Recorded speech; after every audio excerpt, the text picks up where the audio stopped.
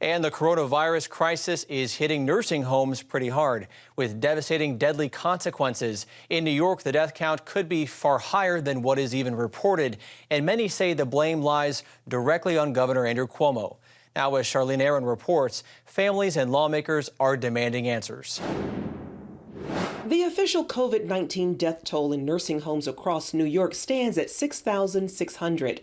But that number may be far greater because the state only counts residents who died on nursing home property and not those who died after being transported to hospitals. For Fox News meteorologist Janice Dean, the stats on COVID-related nursing home deaths are personal.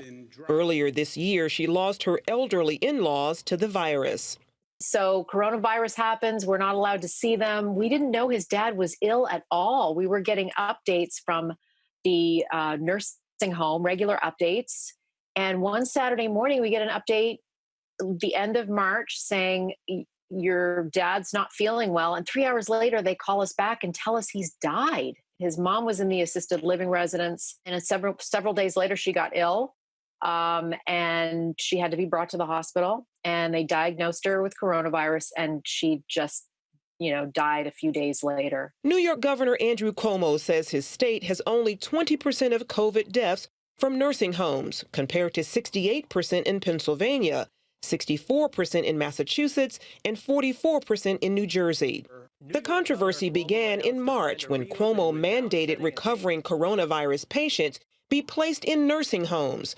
This despite the availability of the Navy hospital ship Comfort, 2,500 hospital beds set up inside the Javits Convention Center, and the field hospital set up by Samaritan's Purse. Many say the policy led to thousands of possibly preventable deaths across the state. Kentucky Senator Rand Paul wants Cuomo removed from office. Governor Cuomo ought to be impeached for the worst public policy, public health decision, maybe in a century, sending patients with coronavirus back to nursing homes. Despite multiple calls for an independent investigation, the governor's still refusing as recent as last week.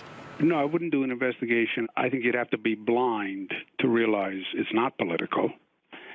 Just look at where it comes from and look at the sources and look at their political affiliation. The New York State Legislature wants answers and recently invited families whose loved ones died in elder care facilities to testify.